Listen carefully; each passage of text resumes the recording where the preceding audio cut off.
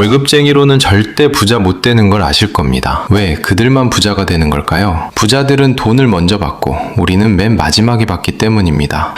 정부가 돈을 찍어내면 1번 은행이 받습니다. 2번 대기업과 부자들이 저금리로 빌립니다. 3번 그들이 부동산과 주식을 쓸어 담습니다. 4번 가격이 오릅니다. 5번 한참 뒤에 월급이 오릅니다. 여러분들이 뒤에서 미지근한 물 받는 동안 부자들은 앞에서 따끈한 물 다 써버린 겁니다. 근데 물값은 똑같이 냅니다. 오늘 소개해드릴 책은 왜 그들만 부자가 되는가입니다. 오스트리아 출신 경제학 박사 2명이 쓴 책인데요.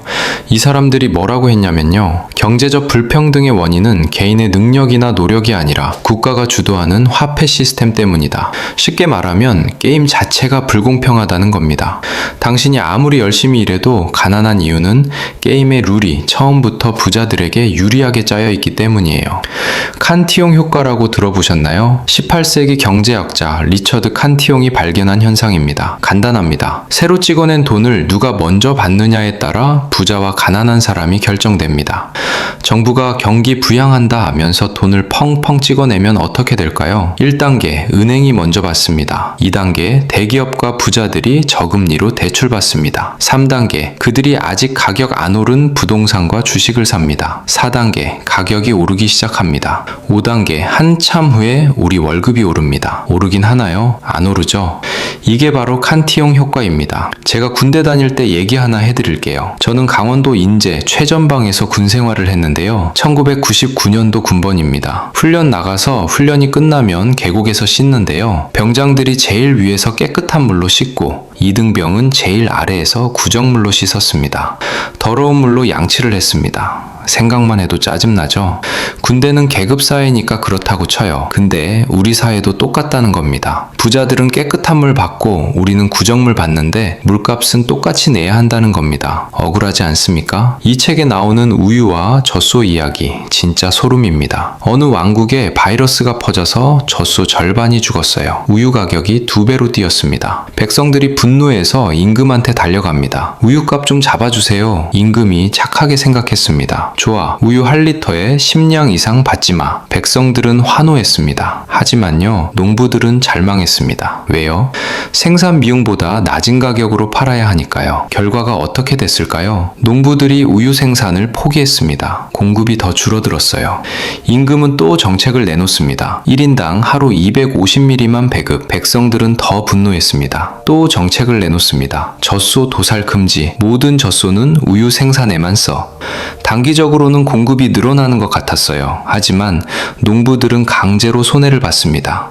심지어 몇몇 농부들은 젖소를 몰래 독살했습니다.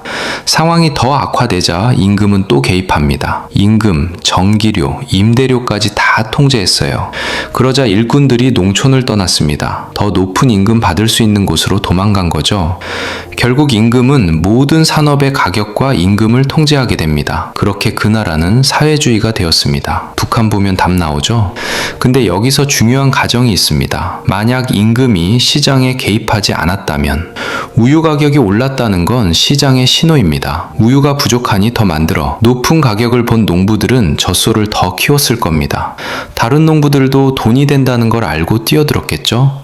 코로나 때 마스크 대란 생각해보세요. 소비자들도 우유 소비 줄이고 대체품 찾았을 겁니다. 그렇게 공급은 늘어나고 수요는 줄어서 가격은 자연스럽게 안정됐을 겁니다. 시장은 가만히 두면 스스로 해결합니다. 제가 이 이야기를 왜 했을까요? 아마 눈치채셨을 겁니다. 정부가 집값 오르면 뭐라고 합니까? 집값 잡겠다. 취득세 올리고 대출 막고 보유세로 들고 있지 못하게 압박합니다. 집 사지 마. 결과가 뭐였습니까?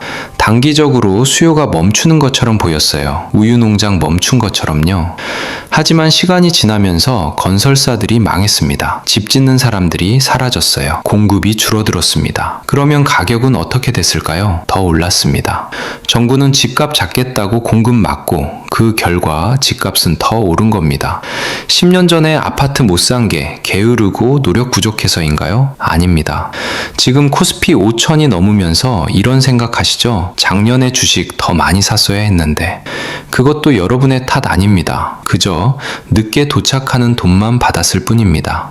월급이라는 이름의 미지근한 물만 받은 겁니다. 부자들은요, 은행에서 저금리로 수십억 빌려서 가격 오르기 전에 자산을 싹쓸이했습니다.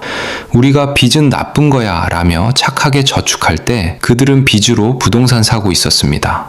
우리가 투자는 위험해 라며 적금 들 때 그들은 주식 담고 있었습니다. 그리고 가격 오른 후에 우리한테 말합니다. 왜 그때 안 샀어? 2020년 코로나 때 생각해보세요. 정부가 돈 엄청 풀었습니다. 그때 은행에서 저금리로 10억 빌릴 수 있었던 사람은 서울 아파트 샀어요. 금방 5억 원이 올랐습니다. 21년 고점 찍고 빠지긴 했지만 다시 회복했죠. 지금 한두 달 만에 1억씩 오르고 있습니다. 같은 시기에 월급쟁이는 뭐 했어요? 열심히 일하며 적금 들었습니다.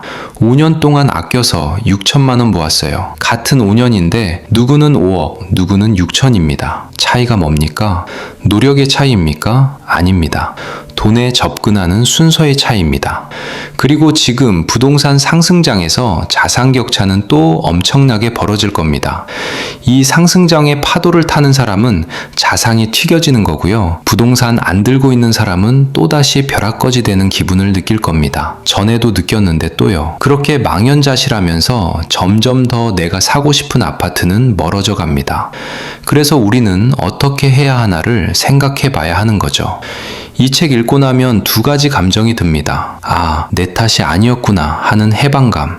그럼 난 어떻게 살아야 하지? 하는 막막함. 저자들의 메시지는 명확합니다. 첫째, 깨어나세요. 당신이 가난한 건 당신 탓이 아닙니다. 시스템이 불리하게 짜여 있습니다. 둘째, 자산을 보유하세요. 현금은 계속 가치가 떨어집니다. 인플레이션은 멈추지 않습니다. 셋째, 시스템을 이해하세요. 부자들이 어떻게 움직이는지 배워서 당신도 그렇게 움직이세요. 우리는 시스템을 당장 바꿀 수 없습니다. 하지만 시스템을 이해하고 그 안에서 현명하게 살 수는 있습니다. 열심히 일해라는 가난한 사람들에게만 하는 소리입니다. 부자들은 이미 알고 있습니다. 시스템을 이용하는 법을요. 이 책은 우울한 책이 아닙니다. 오히려 해방의 책입니다. 왜 그들만 부자가 되는가 라는 질문에 대한 답은 이것입니다. 그들은 돈을 먼저 받아서 부자가 되었습니다. 당신도 이제 알았으니 계속 착하게만 사실 건가요? 이 책 꼭 한번 읽어보시길 바랍니다. 오늘 영상은 여기까지 하겠습니다. 감사합니다. 최원별님이었습니다.